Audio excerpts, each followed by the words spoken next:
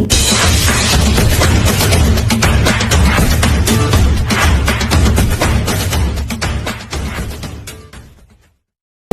baca Sobat Aksara. Halo Sobat Literasi, kembali lagi di podcast PBSI bersama saya Syawal Mubarak sebagai host pada podcast hari ini. Dan di sini saya ditemani oleh Mas Tolib. Ya.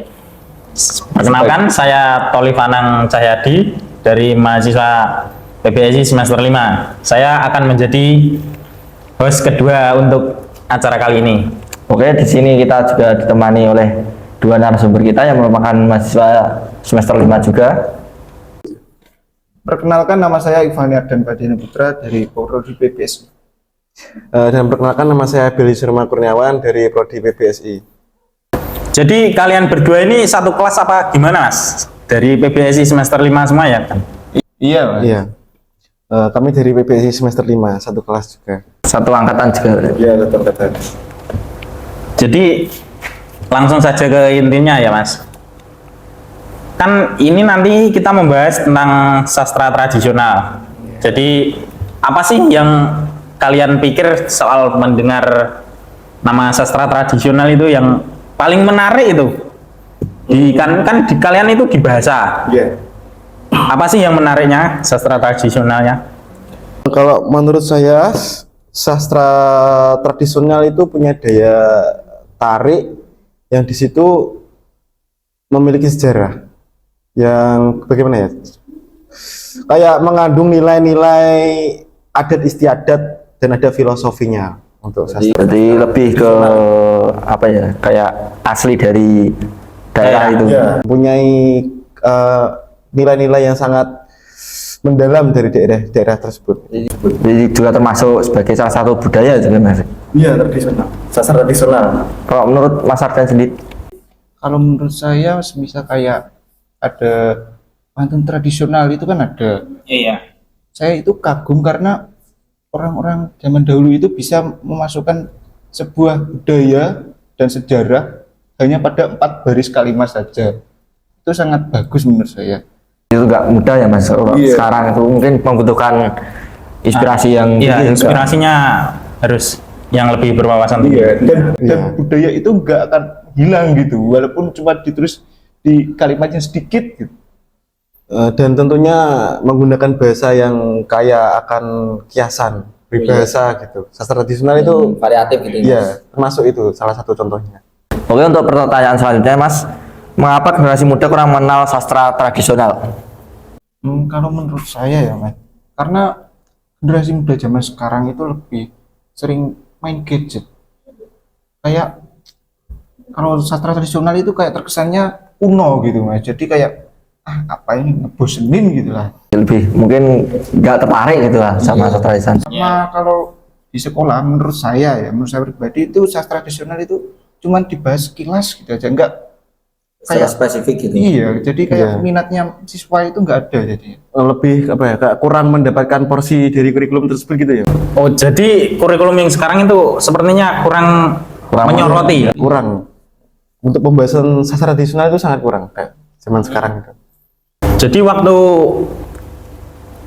Mas Abel dan Mas Ardan ini dulu itu Juga kurang kurang mengenal sastra tradisional. Ya kayak cuman pengetahuan dasar gitu aja. Apa sih sastra tradisional? Udah gitu aja, Mas. mungkin juga kurang apa ya, Mas, kurang spesifik untuk menjelaskan mungkin sastra tradisionalnya seperti ini, seperti itu. Oke, untuk pertanyaan selanjutnya, bagaimana cara menyampaikan pantun dan gurindam agar terasa relevan di era sekarang? Kan seperti yang sudah dibahas tadi kan, mungkin kurang tertarik ya pada generasi muda sekarang tentang sastra tradisional itu. Menurut saya dari pembuatnya harus menggunakan bahasa-bahasa yang indah, bahasa-bahasa yang lebih menarik agar anak-anak zaman sekarang itu kayak lebih tertarik gitu ingin membacanya. Kan kalau bahasa-bahasa dari sastra tradisional itu sangat mendalam, Mas. Banyak kiasan, banyak peribahasa gitu. Terlalu apa ya? Terlalu kuno mungkin. Iya, terlalu kuno. Dan juga mungkin generasi muda sekarang juga kurang memahami Iya. bahasa-bahasa itu, Mas. Mungkin juga karena pengaruh itu budaya dari barat kan mulai masuk ke Indonesia. Iya, juga berarti juga pengaruh dari globalisasi juga ya, Mas. Iya. Kalau menurut saya sih untuk mengajar sekarang, kalau ingin mengembangkan itu sih harus mengubah ya sedikit lah minimal media pembelajarannya atau metode pembelajarannya lah. Soalnya kalau disamakan saya zaman dahulu, siswa Nggak zaman itu ya, Mas. iya bosen pasti. Jadi apa nih platform atau aplikasi yang mudah untuk memperkenalkan sastra tradisional kepada generasi muda saat ini? Kalau menurut saya ya Mas, untuk targetnya kita anak kecil ya, itu platform terbaik menurut saya itu masih ada TikTok, terus YouTube. Nanti kita bisa bikin kayak video pembelajaran, ya video-video yang menarik lah. Kita bikin meme-meme yang lucu gitu, biar anak-anak jadi suka. Sama kan bisa pakai influencer yang disukai anak-anak juga kan banyak. Ya. Jadi untuk Mas April gimana Mas pendapatnya? Kalau saya bisa membuat podcast yang mengedukasi tentang sastra tradisional juga bisa. Yang lainnya mungkin tadi Mas Arjen tadi kayak TikTok gitu. Iya. Mungkin juga bahasanya juga biar bisa lebih dimengerti Iya. sama anak Iya. gitu. Jadi untuk pertanyaan selanjutnya nih Mas, Iya. pernah nggak sih kalian itu menciptakan sastra tradisional? Kayak mungkin pantun atau puisi tradisional gitu. Kan juga Masnya kan juga mahasiswa PBSI mungkin juga sudah dipelajari juga ya, Mas? Iya. Iya, untuk saya sendiri itu sudah pernah Mas. Cuman itu kan tantangannya pasti ada. Kalau untuk sastra tradisional itu menurut saya pribadi ya itu lebih sulit karena kita harus tahu budayanya gitu. Kayak Mau ngangkat tema apa itu harus iya, memahami dulu. sama kalau nanti budaya yang kita angkat wah ternyata nggak sesuai itu kan jadi kita juga salah kan. Iya. Jadi Mas April ada yang mau ditambahkan? Iya, tentunya ada. Kalau apa itu pernah membuatnya pernah. Tapi di situ ada apa ya?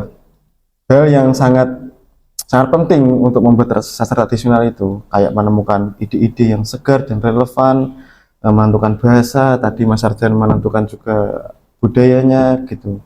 Ya, Targetnya harus sesuai, Mas. Iya. ya itu yang paling sulit itu. Sama harus bersinambungan sama zaman sekarang gitu ya. Iya. Sulit. Kayak ibarat apa budaya itu kan condongnya kan lebih ke zaman dahulu. Iya. Kalau mau nyambungin sekarang mungkin agak susah, mungkin. Untuk selanjutnya, bagaimana peran teknologi dalam menghidupkan kembali sastra Indonesia? Kalau menurut saya peran teknologi itu sangat penting untuk sekarang karena gimana pun juga ini kan era globalisasi, kita harus maju lah, nggak boleh kita tetap kayak zaman dahulu aja. Bisa pakai website dan lain-lain kan banyak Mas medianya sekarang. Mungkin juga kalau nggak dipakai media atau ngikutin teknologi zaman sekarang mungkin bakal ketinggalan juga ya, Mas. Iya, tapi kan sekarang kan teknologi juga sedikit mulai masuk ke pedalaman kan Mas. Tapi ya itu belum meratanya itu. Jadi itu gimana sih Mas cara ngatasinnya? Kan teknologinya kan belum merata ini. Oh, mungkin biar bisa nyampe ke yang ke pelosok-pelosok gitu Iya. pembelajarannya.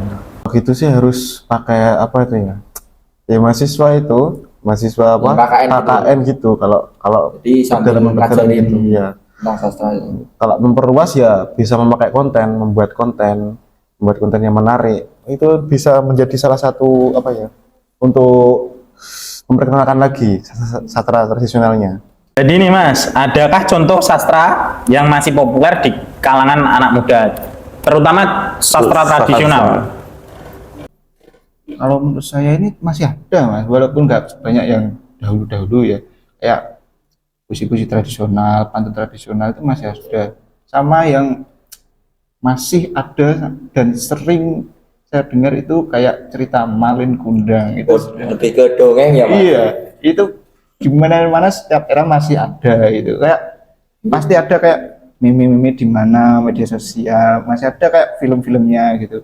Sama mungkin di pendidikan atau Iya. mungkin Iya. pembelajaran sekolah juga masih eksis juga, Mas ya. Iya. Karena itu kan edukasinya juga bagus Mas, itu kayak kita harus menghormati orang tua dan seterusnya, itu kan bagus itu. Untuk pertanyaan selanjutnya nih Mas, yang terlintas terus di pikiran saya itu, jadi bagaimana caranya kita memadukan sastra tradisional dengan budaya pop? Budaya pop. Ya, budaya populer Mas. Budaya yang terkini Mas, mungkin kayak Kalau gitu, musik gitu loh Mas. kalau gitu perlu membutuhkan kolaborasi, Mas. Kolaborasi bersama influencer untuk membuat karya-karya sastra tradisional lagi. Itu bisa meningkatkan apa ya? Kembali tren gitu loh. Kalau zaman sekarang itu bilangnya tren. Mas Arda jadi Kalau menurut saya itu salah satu argumen yang bagus, Mas. Itu ide yang bagus, kayak kita bisa buat kayak pertunjukan atau festival, nanti kita kolaborasi dengan musik-musik terkini kayak musik pop lah atau apa, atau bisa kita kolaborasikan lagi dengan jadi film gitu kan, bagus Mas. Dan menggunakan bahasa yang tren juga ya. Dengan bahasa yang gaul dan tren. Iya, jadi minat untuk sastra tradisionalnya itu bisa tumbuh lagi Oh, nanti. jadi bikin kayak festival gitu Mas. Iya. Iya, bisa. Bisa kayak gitulah. setuju Mas saya ini. Ya saya kan juga pernah ikutin kayak acara perpaduan antara musik sama sastra tradisional dan cukup booming juga sekarang. Iya. Apalagi lebih ke film Mas kalau sekarang. Iya. Film Gitu. itu ngangkatnya sangat drastis sekali Iya. ya, untuk sastra tradisional. Kemudian untuk pertanyaan yang terakhir, apa harapan Mas Abel sama Mas Ardan ini untuk masa depan sastra tradisional di Indonesia? Mungkin khususnya di kalangan pendidik atau di kalangan sekolah-sekolah gitu Mas. Harapan saya itu tentunya sastra tradisional itu harus apa ya, dapat berkembang lagi dan dapat dipelajari lagi untuk kurikulum yang sedikit bisa dimasukkan lagi biar sastra tradisional itu tidak hilang gitu. Kan sangat bagus tradisional ya Mas. Ada bahasa-bahasa. Anu ya Mas, apa? Kayak sayang ya Mas. Iya, sangat sayang karena itu kayak warisan ya. leluhur gitu ya, Mas. Kalau Mas Ardan sendiri? Setuju dari pendapatnya Mas Abel. Menurut saya dukungan dari pemerintah ini sangat penting untuk ini, karena supportnya itu harus ada. Kayak pendidik itu kan nggak bisa jalan kalau nggak ada support dari pemerintah juga, iya kan? Iya. Iya, Juga, tentunya. Mas. Terus juga kalau zaman sekarang mungkin juga udah mulai masuk juga sastra tradisional di kalangan sekolah-sekolah gitu Mas. Iya. Ya, mungkin mulai dipelajari. Iya, mulai Gitu. digitalisasi lah. Iya. Oke. Jadi cukup sekian untuk podcast kita kali ini. Kembali lagi di podcast selanjutnya. Raih mimpi lewat aksara. Temukan jati diri lewat bahasa. Sampai jumpa.